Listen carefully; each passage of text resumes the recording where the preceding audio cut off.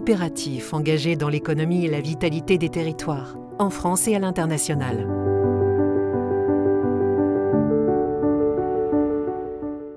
Nous intervenons dans des secteurs d'activité complémentaires, l'agriculture, les semences et l'agroalimentaire. Nous sommes un groupe innovant et agile, un leader européen des semences multi-espèces, un acteur incontournable de la gastronomie du canard, une activité traiteur reconnue pour son savoir-faire artisanal auprès des commerces de bouche. Nous favorisons une production agricole durable et une alimentation sûre, saine et accessible à tous avec une priorité, renforcer le revenu des agriculteurs.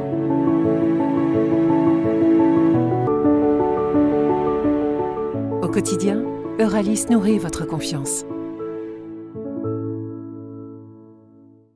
Dans un monde toujours plus énergivore et faisant face aux enjeux climatiques, il est indispensable de trouver des solutions efficaces pour répondre rapidement aux défis de la transition énergétique. Le gaz peut dès maintenant apporter une réponse concrète à ces enjeux. Depuis plus de 70 ans, grâce à nos infrastructures, nous œuvrons pour faciliter le transport du gaz et son stockage. Chaque jour, nos efforts contribuent à faire du gaz une énergie d'avenir positive pour l'environnement. Nous développons un réseau intelligent au service de tous. Nous contribuons à l'Europe de l'énergie au travers de nos interconnexions. Nous agissons pour accélérer le développement du gaz renouvelable.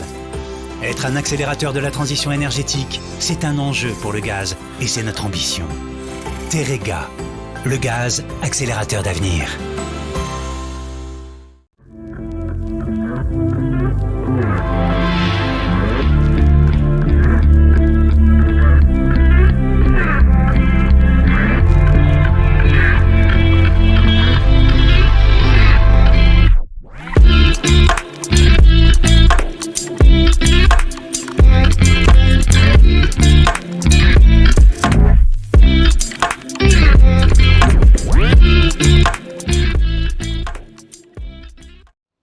Bonsoir, bienvenue à tous, bienvenue dans les bureaux d'IAPO, de l'association IAPO à la Technopole Hélioparc pour ce deuxième Data Challenge, un nouveau format.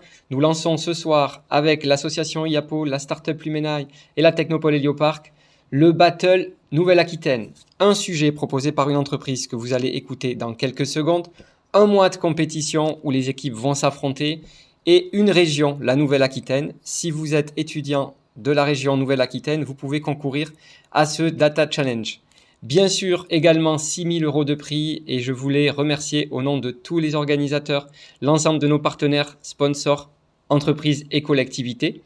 Tout de suite, je vous laisse avec l'entreprise Tatami qui va vous proposer le sujet. On se retrouve juste après pour constituer les équipes et vous parler des règles du jeu et de la suite de la compétition. À tout de suite.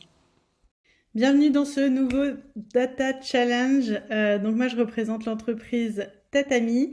On développe une plateforme qui va s'appeler VivaJob. C'est un job board, c'est-à-dire que on va faire du matching entre des entreprises qui cherchent des compétences et des salariés, des travailleurs qui vont chercher un travail.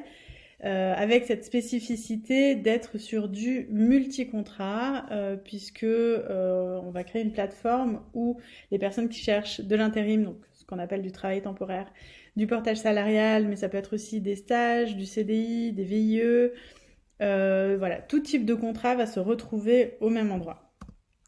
Notre valeur ajoutée, c'est d'une part un moteur de matching intelligent, donc ça je vous raconte pas ce que c'est, vous a priori vous connaissez, c'est-à-dire que on veut faire ressortir des résultats qui sont pas juste des données d'un moteur, d'une base de données qui ressortent sur un mot-clé, mais qui sont des matchings un peu plus intelligents sur des critères un peu plus complexes. Une autre spécificité, c'est le phygital, donc on est digital bien sûr, mais avec aussi une présence physique sur le territoire. Et une entreprise à mission, parce que quand on manipule des données, il nous semble très important d'avoir en considération tout un code éthique en fait.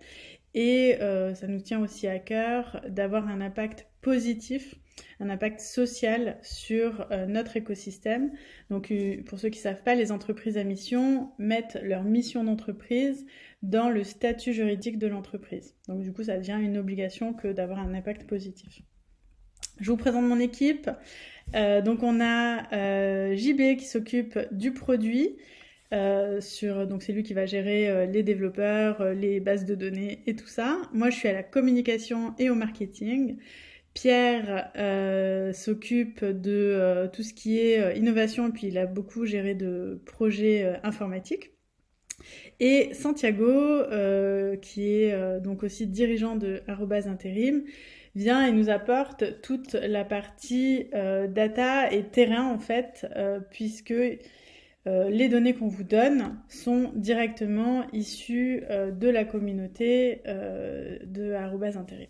Donc c'est une data bien réelle et une data de qualité qu'on vous propose aujourd'hui. Elle est issue des gens qui ont déjà postulé en agence. Elle a été bien sûr anonymisée pour respecter les règles RGPD, puisque vous avez compris, c'est important pour nous et pour vous aussi. Elle a été triée en accord avec vos professeurs pour sélectionner les parties qui sont vraiment intéressantes pour votre travail. Et elle est riche puisqu'on a beaucoup d'éléments à l'intérieur. Un petit exemple de ce que ça peut donner, bon ça c'est des mini-zooms. On va avoir des candidats qui cherchent des postes, donc par exemple conditionneur ou agent de sécurité, avec certains types de disponibilité à plein temps, à un tiers-temps, des choses comme ça. Ils ont des niveaux de rémunération souhaités. Après, est-ce qu'un conditionneur peut réellement gagner 2600 € par mois? Il faudra aussi peut-être le mettre face à la réalité. On a le nom de leur ville et de l'impact géographique et des tailles d'entreprises qui les intéressent, puisqu'il y a certaines entreprises qui veulent travailler dans des petites et moyennes entreprises, d'autres qui veulent travailler dans des grands groupes. Puis je vous ai mis un petit aperçu aussi du rayonnement géographique, par exemple, autour duquel ils pourraient être intéressés. Il va falloir faire matcher ça avec les demandes d'un client qui propose certains métiers avec certains types de contrats. Donc VIE, par exemple, c'est volontariat international en entreprise. L'intérim, donc c'est ce qu'on appelle le travail temporaire. Il y a les stages, etc. Donc on a plein de types de contrats différents. Des temps de travail, des niveaux de rémunération, des localisations de postes, etc. Et votre objectif dans tout ça, ça va être de faire le matching optimum pour que l'entreprise trouve vraiment son client idéal et qui est peut-être pas basé uniquement sur son type de contrat ou sur sa localisation géographique. Peut-être qu'il y a d'autres critères à prendre en compte pour un super matching. Pareil, on veut proposer au candidat l'entreprise qui va le plus le ressembler pour qu'il ait envie d'y travailler et qu'il soit épanoui dans son travail. Notre but, c'est de faire germer de belles rencontres. Mais peut-être que nous, on a un biais qui est inhérent au fait qu'on a l'habitude de travailler dans le secteur du recrutement et qu'on sait que tel type de population est bonne dans la maçonnerie et tel autre type de population est bonne en logistique. Peut-être qu'il y aurait d'autres choses, d'autres critères supplémentaires qui seraient intéressants à faire ressortir et vous êtes là pour ça. Dans les objectifs secondaires, vous allez aussi pouvoir nous apporter des éléments sur les types d'algorithmes qui sont intéressants à utiliser, seuls ou combinés, à vous de nous dire. Est-ce qu'il y a des types de data supplémentaires que vous voulez qui seraient pertinents de mettre dans cette base? Et une ontologie de référence. Donc nous, on est basé actuellement, je crois, sur les codes ROM, qui sont des codes qui évoluent pas très vite. Il y a à peu près 10 nouveaux métiers par an, mais c'est, à notre avis, pas très corrélé à la réalité. Peut-être qu'il y a d'autres façons de classer et catégoriser les métiers et les compétences. Si vous avez des suggestions là-dessus, on est super preneur. En termes de rétro-planning, on démarre aujourd'hui. On va se voir plusieurs fois pour des séances de questions-réponses. Et on se retrouvera en présentiel pour le 1er avril, la remise des prix pour les gagnants. En conclusion, on compte sur vous pour vous éclater, pour sortir un peu du cadre, nous proposer des choses auxquelles nous, on n'est pas capable de penser avec nos 4 petites têtes. Vous avez sûrement des super idées qu'on a vraiment envie de mettre en application dans cette plateforme, dans ce site internet qui va sortir réellement sur le marché. Et on a aussi envie de travailler régulièrement avec Yapo pour venir améliorer régulièrement le travail que vous avez fait. Donc toutes vos pistes, toutes vos suggestions sont les bienvenues et vont nous aider. J'ai plus qu'à vous souhaiter bonne chance et à très bientôt dans nos prochaines rencontres. Voilà, vous avez pu écouter la problématique de l'entreprise Tatemi. Les données en présence, vous allez pouvoir donc maintenant constituer les équipes pour répondre à ces problématiques et satisfaire donc l'entreprise pour tenter de gagner les 6 000 euros. Donc comment ça va se passer? Je vais vous donner maintenant le lien vers la room qui va permettre de constituer les équipes.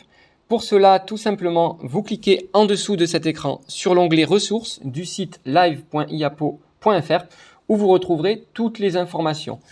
Le sujet qui sera décrit dans un PDF, la vidéo que vous pourrez bien sûr revoir, et puis comment se connecter à la room, la visio pour constituer les équipes. Nous allons également poster en ce moment même un post LinkedIn pour rejoindre la visio et constituer les équipes. Donc si vous êtes derrière votre écran, connectez-vous à la room pour venir constituer les équipes et pouvoir gagner ces 6 000 euros. Toutes les semaines, on vous posera des questions pour voir vos avancées. Également, très important, vous aurez accès toutes les semaines à une visio avec l'entreprise pour poser vos questions.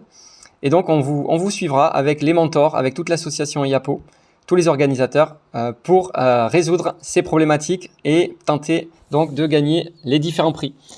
Je vous souhaite un bon courage et on se retrouve tout de suite dans la visio. Bye bye.